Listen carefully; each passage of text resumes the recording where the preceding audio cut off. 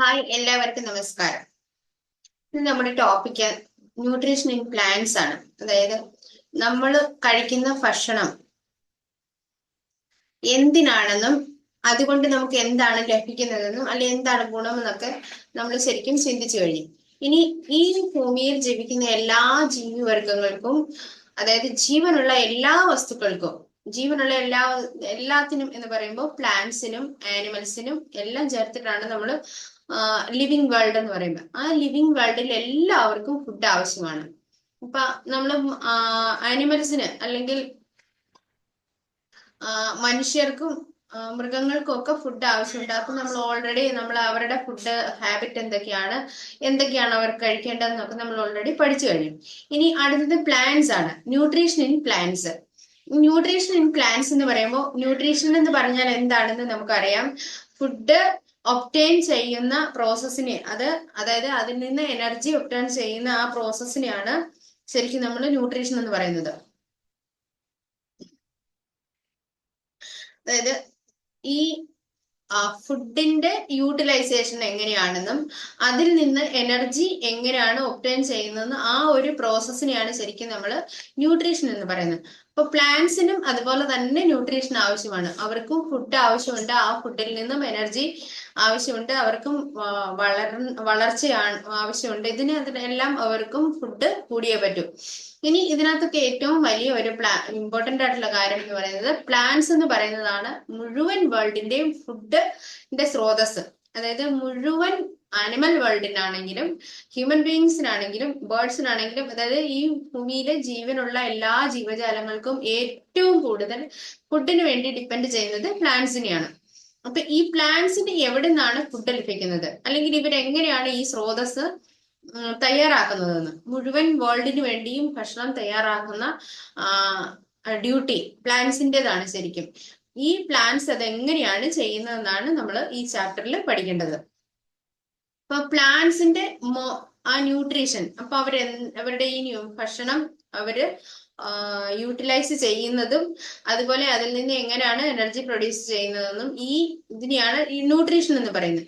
അപ്പൊ ആ ന്യൂട്രീഷന് രണ്ട് തരത്തിലുള്ള ന്യൂട്രീഷനുകളാണ് പ്ലാന്റ്സിൽ ഉള്ളത്. അപ്പൊ ആ അതായത് രണ്ട് തരം രീതികളാണ്, അല്ലെങ്കിൽ രണ്ട് മെത്തേഡുകളാണ് പ്ലാന്റ്സിന്റെ ന്യൂട്രീഷനിലുള്ളത്.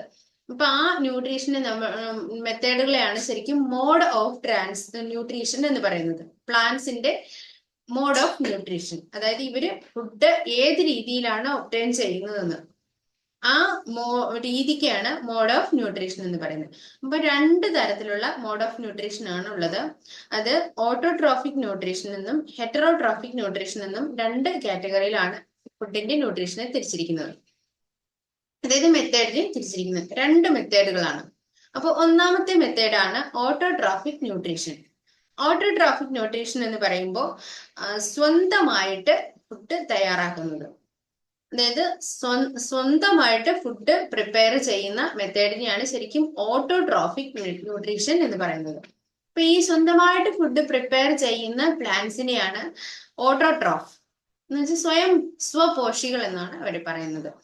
സ്വപോഷികൾ എന്ന് പറയുമ്പോൾ സ്വന്തമായിട്ട് അവർക്ക് ആവശ്യമുള്ള ആഹാരം അവർ സ്വന്തമായിട്ട് പ്രിപ്പയർ ചെയ്യുന്നു, ആരെയും ഡിപ്പെൻഡ് ചെയ്യാതെ അല്ലെങ്കിൽ മറ്റു ആരിൽ നിന്നും കളക്ട് ചെയ്യാതെ സ്വന്തമായി അവര് ആഹാരം പ്രിപ്പയർ ചെയ്യുന്നു. അപ്പൊ ആ ഒരു മെത്തേഡിനെയാണ് ശരിക്കും ഓട്ടോട്രോഫിക് ന്യൂട്രീഷൻ എന്ന് പറയുന്നത്. അപ്പൊ ഈ ഓട്ടോട്രോഫിക് ന്യൂട്രീഷൻ എന്ന് പറയുമ്പോൾ അതെങ്ങനെയാണെന്നാണ് നമ്മൾ ശരിക്കും പഠിക്കേണ്ടത്. നമ്മൾ ചെറിയ ക്ലാസ്സുകൾ മുതൽ കേൾക്കാറുള്ള ഒരു വാക്കാണ് പ്രകാശ സംശ്ലേഷണം, ഫോട്ടോസിന്തസിസ് എന്ന്. അപ്പൊ ഈ പ്രകാശ സംശ്ലേഷണം എന്ന ഒരു പ്രോസസ്സിലൂടെയാണ് പ്ലാന്റ്സ് അവർക്ക് ആവശ്യമുള്ള ഫുഡ് തയ്യാറാക്കുന്നത്. അപ്പൊ ഈ പ്രകാശ സംശ്ലേഷണം എന്ന പ്രോസസ്സ് എങ്ങനെയാണ്, അതിന് എന്തൊക്കെ ആവശ്യമുണ്ടെന്നാണ് ആദ്യം നമ്മൾ നോക്കുന്നത്. അതിന് ആവശ്യമായിട്ട് പ്ലാന്റ്സിന് ഈ പ്രകാശ സംശ്ലേഷണം എന്ന പ്രോസസ്സ് ഇവർ എങ്ങനെയാണ് ചെയ്യുന്നതെന്ന്. അപ്പൊ അതിനായിട്ട് പല ഘടകങ്ങൾ ഇവർക്ക് ആവശ്യമുണ്ട്. ഒരു പ്ലാന്റ്സിന്റെ പല ഭാഗങ്ങളും ഈ പ്രോസസ്സിൽ പങ്കുചേരുന്നുണ്ട്. അപ്പൊ ഒന്നാമതായിട്ട് നമുക്കറിയാം, പ്ലാന്റ്സിന്റെ ഏറ്റവും പ്രധാനപ്പെട്ട ഭാഗമാണ് ലീഫ്, പ്ലാന്റ്സിന്റെ ഇലകൾ. അതായത് ഈ ഇലകളിലാണ് ഫുഡ് പാകം ചെയ്യുന്നത്. ഇപ്പൊ നമ്മൾ വീടുകളിൽ ഭക്ഷണം ഉണ്ടാക്കുന്നതിന് അടുക്കള ഉപയോഗിക്കുന്നത് പോലെ തന്നെ ഒരു വീടിന്റെ അടുക്കള എങ്ങനെയാണോ ഇമ്പോർട്ടന്റ് ആയിരിക്കുന്നത്, അതുപോലെ തന്നെ ഭക്ഷണം ഉണ്ടാക്കുന്ന അല്ലെങ്കിൽ പ്രിപ്പയർ ചെയ്യുന്ന ഭാഗമാണ് ലീഫ്. അപ്പൊ ഒരു പ്ലാന്റിന്റെ ശരിക്കും നമ്മൾ പറയുന്ന കിച്ചൺ എന്ന് പറയും പോലെ ഈ പ്ലാന്റിന്റെ ഫുഡ് ഫാക്ടറിയാണ് ശരിക്കും ലീഫ്. അപ്പൊ ഒരു പ്ലാന്റിന്റെ food factory of the plant എന്ന് നമുക്ക് പറയാം ഈ ലീഫിന്. അപ്പൊ ലീഫിന് ഏറ്റവും ഇമ്പോർട്ടന്റ് ആയിട്ട് അതിനകത്ത് നമുക്കറിയാം, ഒരു ലീഫ് എടുക്കുമ്പോൾ അതിന് ഇതിന്റെ മുകൾ ഭാഗവും താഴ്ഭാഗവും ഉണ്ട്. അപ്പൊ ഈ അതായത് ഒരു ഇലയുടെ അടിഭാഗത്തായിട്ട് ചെറിയ സുഷിരങ്ങളുണ്ട്. നമുക്ക് നഗ്ന നേത്രങ്ങളെ കൊണ്ട് കാണാൻ പറ്റാത്ത അത്ര ചെറിയ സുഷിരങ്ങൾ. ഈ ചെറിയ പോർസ്, ഈ ചെറിയ സുഷിരങ്ങളിലൂടെയാണ് പ്ലാന്റ്സ് അവർക്ക് ആവശ്യമായ കാർബൺ ഡയോക്സൈഡ് സ്വീകരിക്കുന്നത്. അതായത് ഈ പ്ലാന്റ്സിന് ആവശ്യമായ കാർബൺ ഡയോക്സൈഡ് അബ്സോർബ് ചെയ്യുന്നത് ഈ ചെറിയ സുഷിരങ്ങളിലൂടെയാണ്. അപ്പൊ ഈ ചെറിയ സുഷിരങ്ങളെ സ്റ്റൊമാറ്റ എന്നാണ് പറയുന്നത്. അപ്പൊ സ്റ്റൊമാറ്റ എന്ന് പറഞ്ഞാൽ ഈ പ്ലാന്റ്സിന്റെ ഒരു ചെടിയുടെ ഇലകൾക്ക് അടിഭാഗത്തായിട്ട് കാണുന്ന ചെറിയ സുഷിരങ്ങളെയാണ് സ്റ്റൊമാറ്റ എന്ന് പറയുന്നത്. ഈ സ്റ്റൊമാറ്റയാണ് അന്തരീക്ഷത്തിൽ നിന്നും കാർബൺ ഡയോക്സൈഡിനെ അബ്സോർബ് ചെയ്ത് ഇലയിൽ എത്തിക്കുന്നത്. അപ്പൊ ഈ ഇലയിൽ എത്തിച്ച കാർബൺ ഡയോക്സൈഡ്, അതുപോലെ തന്നെ രണ്ടാമത്തെ ഘടകമാണ് വാട്ടർ. അപ്പൊ ഈ പ്രകാശ സംശ്ലേഷണത്തിന് അല്ലെങ്കിൽ ഫോട്ടോസിന്തസിസിന് ആവശ്യമായ രണ്ടാമത്തെ ഘടകമാണ് വാട്ടർ. ഈ വാട്ടർ പ്ലാന്റ്സ് അവരുടെ വേരുകൾ ഭൂമിയിൽ നിന്ന് അല്ലെങ്കിൽ മണ്ണിൽ നിന്ന് ജലാംശം വലിച്ചെടുത്ത് ആ ജലാംശം, അപ്പൊ ജലാംശം എന്ന് പറയുമ്പോൾ അതിന്റെ കൂടെ ജലാംശവും ലവണങ്ങളും, അതായത് മിനറൽസും അതോടൊപ്പം വാട്ടറും ഈ ഇത് വലിച്ചെടുത്ത ശേഷം ഈ വാട്ടറും മിനറൽസും ലീഫിൽ എത്തിച്ചു കൊടുക്കും. അതിന്റെ ഇലകളിൽ എത്തിച്ചു കൊടുക്കുന്നത് ഡ്യൂട്ടിയാണ് വേരുകൾക്കുള്ളത്. അപ്പൊ വേര് ഭൂമിക്കടിയിൽ നിന്ന് അല്ലെങ്കിൽ മണ്ണിൽ നിന്ന് ജലാംശം വലിച്ചെടുത്ത് അതിന്റെ തണ്ടിലൂടെ അത് പാസ് ചെയ്ത് ഇലയിൽ എത്തിച്ചേരുകയാണ്. അപ്പൊ ഇലയിൽ എത്തിച്ചേർന്ന് കഴിയുമ്പോൾ രണ്ടാമത്തെ ഘടകമായ വാട്ടർ, വെള്ളം, ഒന്നാമത് നമ്മൾ കണ്ടു കാർബൺ ഡയോക്സൈഡ്, രണ്ടാമത്തേത് വാട്ടർ. ഇനി വേറൊന്നാണ് സൺലൈറ്റ്. ഈ പ്രകാശ സംശ്ലേഷണത്തിന് ആവശ്യമുള്ള ഒരു മൂന്നാമത്തെ ഘടകമാണ് സൺലൈറ്റ് എന്ന് പറയുന്നത്. സൺലൈറ്റ്, സൂര്യപ്രകാശം.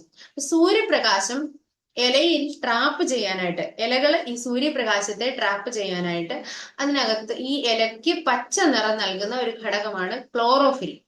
അതായത് ഇലകൾക്ക് പച്ച നിറം നൽകുന്ന ഘടകമാണ് ക്ലോറോഫിൽ. ക്ലോറോഫിലാണ് സൂര്യപ്രകാശത്തെ ട്രാപ്പ് ചെയ്ത് ഈ ഭക്ഷണം പാകം ചെയ്യാനായിട്ട് ഈ ലീഫിനെ ഹെൽപ്പ് ചെയ്യുന്നത്.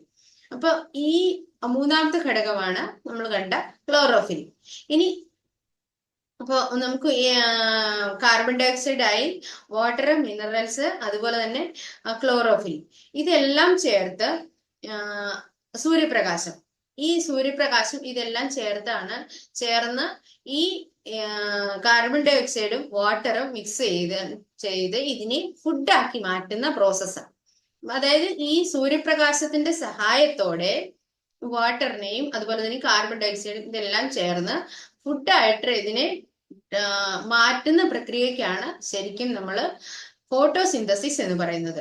അപ്പൊ ഈ ഫോട്ടോസിന്തസിസ് എന്ന് പറയുന്നത് രണ്ട് വേർഡാണ്, ഫോട്ടോ എന്നും സിന്തസിസ് എന്നും. ഫോട്ടോ എന്നാൽ സൂര്യപ്രകാശം എന്നാണ്.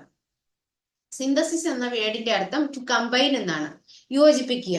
അപ്പൊ ഈ സൂര്യപ്രകാശത്തിന്റെ സഹായത്തോടെ ഈ ഘടകങ്ങളെല്ലാം യോജിപ്പിച്ച് ഫുഡാക്കി മാറ്റുന്ന പ്രക്രിയയാണ് ഫോട്ടോസിന്തസിസ്, പ്രകാശ സംശ്ലേഷണം. ഈ ഫുഡാക്കി മാറ്റിയ ശേഷം, അതായത് ഫുഡാക്കി മാറ്റുക എന്ന് പറഞ്ഞാൽ ശരിക്കും അതിനകത്ത് പ്രൊഡ്യൂസ് ചെയ്യുന്നത്, ശരിക്കും നമുക്കറിയാം ഫോട്ടോസിന്തസിസും അത് പ്രോസസ്സിനകത്ത് നമ്മൾ കാർബൺ ഡയോക്സൈഡും അതുപോലെ തന്നെ വാട്ടറും ഈ രണ്ട് ഘടകങ്ങളെയും യോജിപ്പിച്ച് അതിൽ നിന്ന് ഷുഗർ അല്ലെങ്കിൽ ഗ്ലൂക്കോസ് തയ്യാറാക്കുകയും ബാക്കി ബൈ പ്രൊഡക്റ്റ് ആയിട്ട് ഓക്സിജൻ എക്സ്ട്രാ ആണ്. അപ്പൊ അപ്പൊ ഈ പ്രോസസ്സിൽ നിർമ്മിക്കപ്പെടുന്ന എക്സ്ട്രാ ഘടകമാണ് ഓക്സിജൻ. ഈ ഓക്സിജൻ അതിനുശേഷം ഇലകള് അന്തരീക്ഷത്തിലേക്ക് റിലീസ് ചെയ്ത് വിടുകയാണ്. അപ്പൊ നമ്മൾ ചെറുപ്പം മുതലേ കേൾക്കാറുള്ളതാണ് ഒരു കാര്യമാണ്, ചെടികള് അന്തരീക്ഷത്തിലെ കാർബൺ ഡൈ ഓക്സൈഡിനെ വലിച്ചെടുക്കുകയും ഓക്സിജനെ പുറന്തള്ളുകയും ചെയ്യുന്നു എന്ന്. അപ്പൊ ഈ കാർബൺ ഡൈ ഓക്സൈഡിനെ വലിച്ചെടുത്ത് അവർ ഫുഡായിട്ട് അതിനെ മാറ്റുകയും ആ പ്രോസസ്സ് നടക്കുമ്പോൾ അതിന്റെ ബൈ പ്രൊഡക്റ്റ് ആയിട്ട് ഉൽപ്പാദിപ്പിക്കപ്പെടുന്ന വസ്തുവാണ് അല്ലെങ്കിൽ ബൈ പ്രൊഡക്റ്റ് ആണ് ഓക്സിജൻ. ഈ ഓക്സിജൻ അന്തരീക്ഷത്തിലേക്ക് റിലീസ് ചെയ്യുകയും ചെയ്യുന്നുണ്ട്. അപ്പൊ ഈ ഒരു പ്രോസസ്സാണ് ശരിക്കും ഫോട്ടോസിന്തസിസ് എന്ന് നമ്മൾ പറയുന്നത്. ഈ ഫോട്ടോസിന്തസിസ് എന്ന് പറയുന്ന പ്രോസസ്സിലൂടെ ഈ പ്ലാന്റ്സ് അവർക്ക് ആവശ്യമായ ആഹാരം പ്രിപ്പയർ ചെയ്യും. അവർക്ക് ആവശ്യമുള്ളത് എന്നിട്ട് അതിന് ശരീരത്തിലെ മുഴുവൻ ഭാഗങ്ങളിലേക്കും എത്തിച്ചു കൊടുത്ത് അവരുടെ ആവശ്യത്തിന് അവർ യൂസ് ചെയ്ത ശേഷം ബാക്കി വരുന്ന ഫുഡ് പ്ലാന്റിന്റെ ഏതെങ്കിലും ഒരു ഭാഗത്താണ് അത് സ്റ്റോർ ചെയ്യുന്നത്. ചില പ്ലാന്റ്സ് അവരുടെ ഫുഡ് ഫ്രൂട്ട്സ് ആയിട്ടായിരിക്കും സ്റ്റോർ ചെയ്യുന്നത്. അപ്പൊ ഫ്രൂട്ട്സ് ആയിട്ട് സ്റ്റോർ ചെയ്യുന്നുണ്ട്, അതുപോലെ തന്നെ ഇലകളിൽ തന്നെ സ്റ്റോർ ചെയ്യുന്നുണ്ട്, അവരുടെ തണ്ടില് സ്റ്റെമ്മിൽ അത് സ്റ്റോർ ചെയ്യുന്നുണ്ട്, അതുപോലെ തന്നെ റൂട്ട്സില് സ്റ്റോർ ചെയ്യുന്നുണ്ട്. അങ്ങനെ പല ഭാഗങ്ങളിൽ നമുക്കറിയാം, ഇലകളിലാണ് സ്റ്റോർ ചെയ്യുന്നതെങ്കിൽ ആ ഇലക്കറികളായിട്ട് നമ്മൾ യൂസ് ചെയ്യാറുണ്ട്. നമുക്ക് ഈ ഏറ്റവും കൂടുതൽ നമ്മൾ ഉപയോഗിക്കുന്ന ചീരവർഗ്ഗങ്ങള്, അതുപോലെ തന്നെ ക്യാബേജ്, ഇതൊക്കെ പ്ലാന്റ് അവരുടെ എക്സ്ട്രാ ഫുഡിന് ഇലകളിൽ തന്നെ സ്റ്റോർ ചെയ്യുന്നതാണ് നമ്മൾ ഫുഡായിട്ട് ഉപയോഗിക്കുന്നത്. അപ്പൊ അതുപോലെ തന്നെ ഫ്രൂട്ട്സ് ആയിട്ട് ഉപയോഗിക്കുന്നുണ്ട്. ഒരുപാട് നമുക്കറിയാം ഫ്രൂട്ട്സ് നമ്മൾ യൂസ് ചെയ്യുന്ന അല്ലെങ്കിൽ പ്ലാന്റ്സിന്റെ നിന്ന് കിട്ടുന്ന സോഴ്സസ് ആണ് ശരിക്കും ഫ്രൂട്ട്സ്. ഈ ഫ്രൂട്ട്സ് അവരുടെ എക്സ്ട്രാ ഫുഡ് സ്റ്റോർ ചെയ്ത് വെച്ചിരിക്കുന്നത് നമ്മൾ അതെടുത്ത് ഫുഡായിട്ട് യൂസ് ചെയ്യുന്നു. അതുപോലെ തന്നെ റൂട്ട്സിൽ സ്റ്റോർ ചെയ്യുന്നതാണ് ക്യാരറ്റ്, ബീറ്റ്റൂട്ട്, അതുപോലെ റാഡിഷ്, ഇങ്ങനെയുള്ളതൊക്കെ അവരുടെ റൂട്ട്സ് ആണ്. ആ റൂട്ട്സ് ബൾജ് ചെയ്ത് അതിലേക്ക് ഫുഡ് സ്റ്റോർ ചെയ്ത് വെക്കുന്നതാണ് നമ്മൾ പിന്നെ അത് ഫുഡായിട്ട് ഉപയോഗിക്കുന്നത്. അപ്പോൾ മുഴുവൻ ലോകത്തിന് വേണ്ടിയും തന്നെ ഫുഡ് തയ്യാറാക്കുകയും അത് സ്റ്റോർ ചെയ്ത് വെച്ചിട്ട് ആ ഫുഡ് ലോകം മുഴുവൻ യൂസ് ചെയ്യുകയാണ്. ലോകം മുഴുവൻ എന്ന് പറയുമ്പോൾ മുഴുവൻ ആനിമൽ വേൾഡിനും ഈ ഫുഡ് പ്രദാനം ചെയ്യുന്ന ഡ്യൂട്ടിയാണ് ശരിക്കും പ്ലാന്റ്സിൻ്റെത്. ഇപ്പൊ എല്ലാ ജീവിവർഗങ്ങളും ഡയറക്റ്റ് ആയിട്ടോ അല്ലെങ്കിൽ ഇൻഡയറക്റ്റ് ആയിട്ടോ പ്ലാന്റിനെ ഡിപ്പെൻഡ് ചെയ്തിട്ടാണ് അവരുടെ ഫുഡിന് വേണ്ടി. ഇപ്പൊ നമുക്കറിയാം മാംസാഹാരികളായിട്ടുള്ള മൃഗങ്ങള്, ആഹാരികൾ എന്ന് പറയുമ്പോൾ കാർണിവറസ് ആനിമൽസ്, ഈ മാംസാഹാരികൾ ഡയറക്റ്റ് ആയിട്ട് പ്ലാന്റ് ഒന്നും കഴിക്കുന്നില്ലെങ്കിലും അവർ പ്ലാന്റ് കഴിക്കുന്ന അല്ലെങ്കിൽ സസ്യാഹാരം കഴിക്കുന്ന മൃഗങ്ങളെ ഡിപ്പെൻഡ് ചെയ്തിട്ടാണ് അവർ ജീവിക്കുന്നത്. അപ്പം സസ്യാഹാരം കഴിക്കുന്ന മൃഗങ്ങൾ ഇല്ലെങ്കിൽ ഈ മാംസാഹാരികൾക്കും ഭക്ഷണം ഇല്ലാതാവും. അപ്പൊ ഡയറക്റ്റ് ആയിട്ട് അല്ലെങ്കിൽ ഇൻഡയറക്റ്റ് ആയിട്ടാണെങ്കിലും മുഴുവൻ വേൾഡും ഈ പ്ലാന്റ്സിനെ ഡിപ്പെൻഡ് ചെയ്യുന്നുണ്ട് ഫുഡിന് വേണ്ടി. ഇപ്പൊ നമ്മൾ ഒന്നാമത്തെ ഇത് കണ്ട് ഓട്ടോട്രോഫിക് ന്യൂട്രീഷൻ. ഈ ഓട്ടോട്രോഫിക് ന്യൂട്രീഷൻ എന്താണെന്ന്, സ്വന്തമായിട്ട് ആഹാരം പ്രിപ്പയർ ചെയ്യുന്ന രീതിക്കാണ് ഓട്ടോട്രോഫിക് ന്യൂട്രീഷൻ എന്ന് പറയുന്നത്. അപ്പൊ പ്ലാന്റ്സുകളെ നമ്മൾ ആ ഒരു കാറ്റഗറിയിലാണ് പെടുത്തിയിരിക്കുന്നത്. ഗ്രീൻ പ്ലാന്റ്സിനെ ഓട്ടോട്രോഫുകൾ എന്നാണ് അറിയപ്പെടുന്നത്. ഇനി രണ്ടാമത്തെ മോഡാണ് ഹെറ്ററോട്രോഫിക് ന്യൂട്രീഷൻ. ഹെറ്ററോട്രോഫിക് ന്യൂട്രീഷൻ എന്ന് പറയുമ്പോൾ ഭക്ഷണത്തിന് വേണ്ടി മറ്റുള്ളവരെ ആശ്രയിക്കുന്ന രീതിക്കാണ് ഹെറ്ററോട്രോഫിക് ന്യൂട്രീഷൻ എന്ന് പറയുന്നത്. അതായത് സ്വന്തമായിട്ട് ഗ്രീൻ പ്ലാന്റ്സ് ചെയ്യുന്നത് പോലെ സ്വന്തമായിട്ട് ആഹാരം പാകം ചെയ്യാതെ മറ്റുള്ളവര് പ്രിപ്പയർ ചെയ്യുന്ന ആഹാരം കളക്ട് ചെയ്ത് അത് കഴിച്ച് അവര് വളരുന്ന രീതിക്കാണ് ഹെറ്ററോട്രോഫിക് ന്യൂട്രീഷൻ എന്ന് പറയുന്നത്. അപ്പൊ ഈ ഹെറ്ററോട്രോഫിക് ന്യൂട്രീഷൻ തന്നെ 2 തരത്തിലുണ്ട്. അതായത് ഭക്ഷണത്തിന് വേണ്ടി മറ്റുള്ളവരെ ഡിപ്പെൻഡ് ചെയ്യുന്നത് 2 തരത്തിൽ ഡിപ്പെൻഡ് ചെയ്യാറുണ്ട്. ഒന്ന് പാരസൈറ്റിക് ന്യൂട്രീഷൻ എന്ന് പറയും.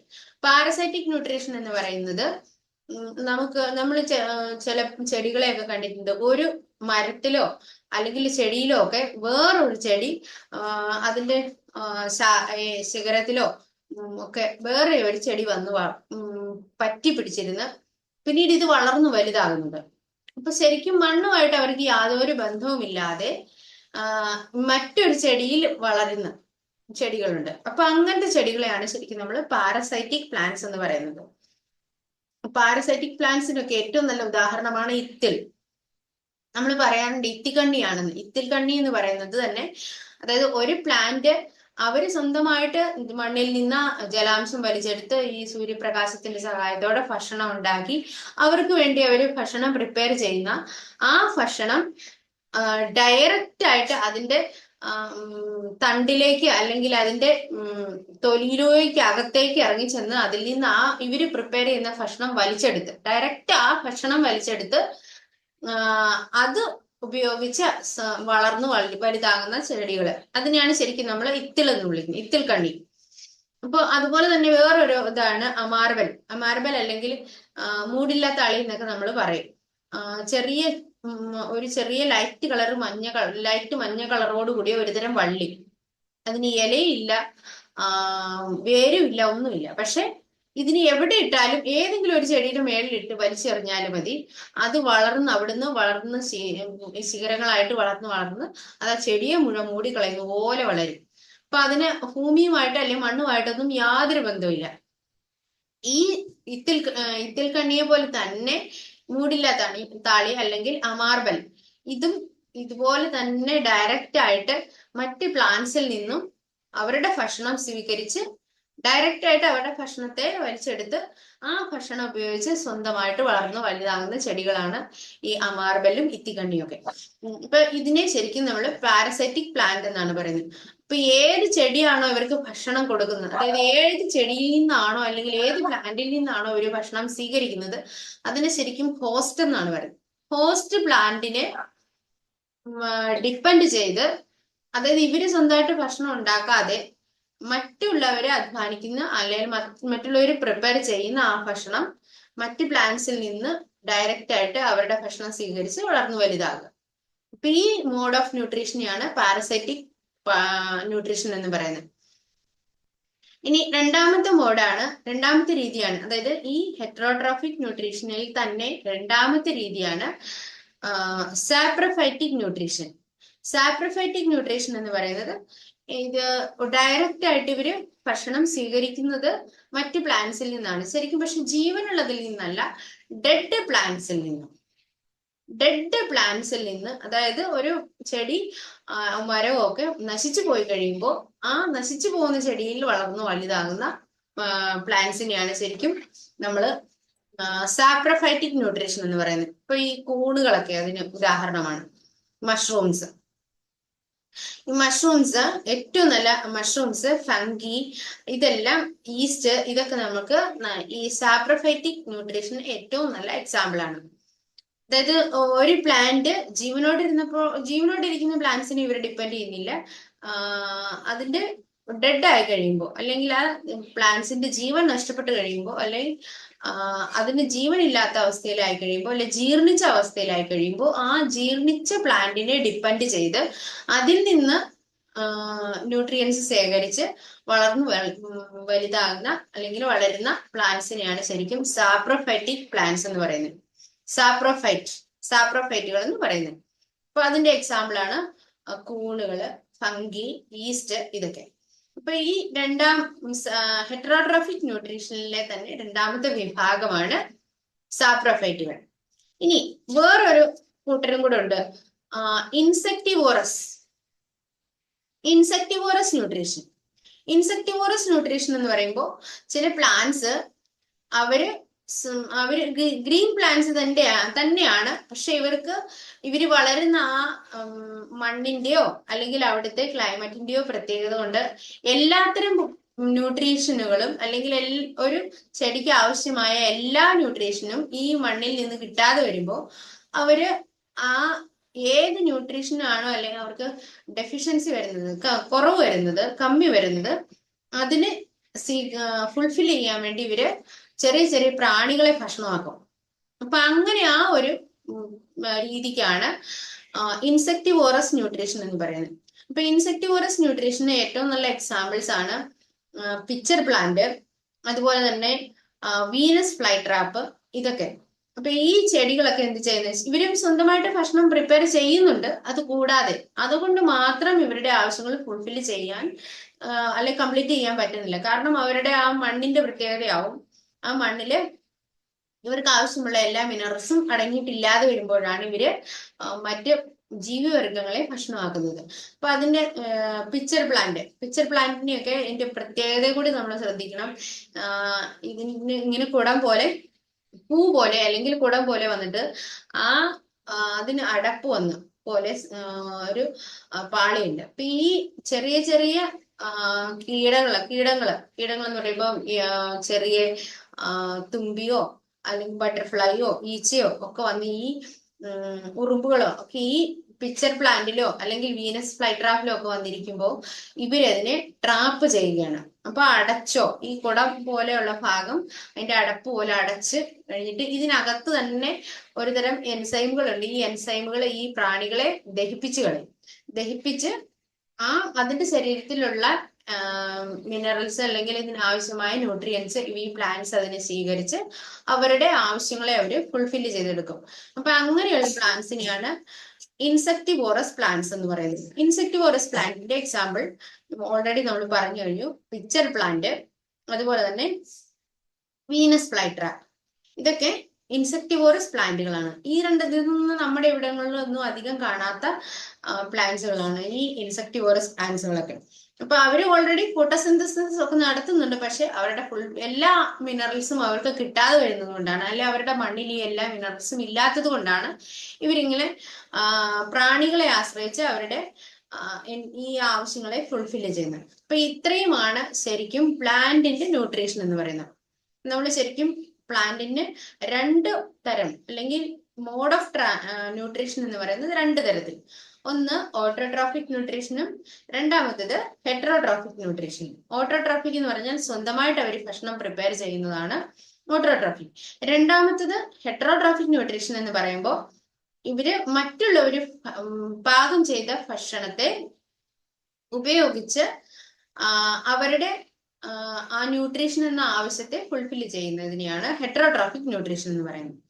അപ്പൊ ഈ ഹെറ്ററോട്രോഫിക് ന്യൂട്രീഷനിൽ തന്നെ 2 തരം, നമ്മൾ 3 തരത്തിലുള്ള ന്യൂട്രീഷനുകൾ നോക്കി. ഒന്ന് പാരസൈറ്റിക് ന്യൂട്രീഷൻ ഉണ്ട്, അതായത് ജീവനുള്ള ഒരു പ്ലാന്റിന്റെ തന്നെ ഭാഗങ്ങളിൽ പറ്റി പിടിച്ചു നിന്ന് വളർന്ന് വലുതായി ആ പ്ലാന്റിൽ നിന്ന് ഭക്ഷണം സ്വീകരിച്ച് വളർന്ന് വലുതാകുന്നതിനെയാണ് പാരസൈറ്റിക് പ്ലാന്റ്സ് അല്ലെങ്കിൽ പാരസൈറ്റിക് ന്യൂട്രീഷൻ എന്ന് പറയുന്നത്. ഈ സാപ്രോഫൈറ്റിക് ന്യൂട്രീഷൻ എന്ന് പറയുമ്പോൾ ജീവൻ ഇല്ലാത്ത അല്ലെങ്കിൽ ജീർണിച്ചു പോയ ഒരു ചെടിയോ ഡിപ്പെൻഡ് ചെയ്തിട്ട് അതിൽ നിന്നും ഫുഡ് കളക്ട് ചെയ്യുന്ന അല്ലെങ്കിൽ ന്യൂട്രിയൻസ് സ്വീകരിക്കുന്ന രീതിക്കാണ് സാപ്രോഫൈറ്റിക് ന്യൂട്രീഷൻ എന്ന് പറയുന്നത്.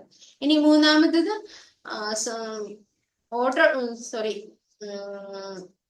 Insectivorous nutrition. ഇൻസെക്ടിവോറസ് ന്യൂട്രീഷൻ എന്ന് പറയുമ്പോൾ അവരുടെ ഫുഡ് പ്രിപ്പയർ ചെയ്യാൻ അല്ലെങ്കിൽ ഫുഡിന്റെ നീഡ് ഫുൾഫിൽ ചെയ്യാൻ വേണ്ടി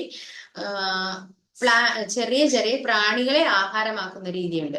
അപ്പൊ അങ്ങനെ ചെറിയ പ്രാണികളെ ആഹാരമാക്കി വളരുന്ന പ്ലാന്റ്സുകളുണ്ട്. ഇതിനെ നമ്മൾ ഇൻസെക്ടിവോറസ് ന്യൂട്രീഷൻ അല്ലെങ്കിൽ ഇൻസെക്ടിവോറസ് പ്ലാന്റ്സ് എന്ന് പറയുന്നത്. അപ്പൊ ഇത്രയുമാണ് ശരിക്കും പ്ലാന്റ്സിന്റെ മോഡ് ഓഫ് ന്യൂട്രീഷൻ അല്ലെങ്കിൽ ന്യൂട്രീഷൻ ഇൻ പ്ലാന്റ്സ് എന്ന് പറയുന്ന ടോപ്പിക്. ഈ ഭാഗം നിങ്ങൾ നന്നായിട്ട് കേൾക്കുക. നന്നായിട്ട് കേട്ട ശേഷം ഇതിന്റെ നോട്ട് തയ്യാറാക്കുക. ഈ വീഡിയോ നിങ്ങൾക്ക് ഇഷ്ടപ്പെട്ടാൽ മറ്റുള്ളവർക്കും ഷെയർ ചെയ്യുക.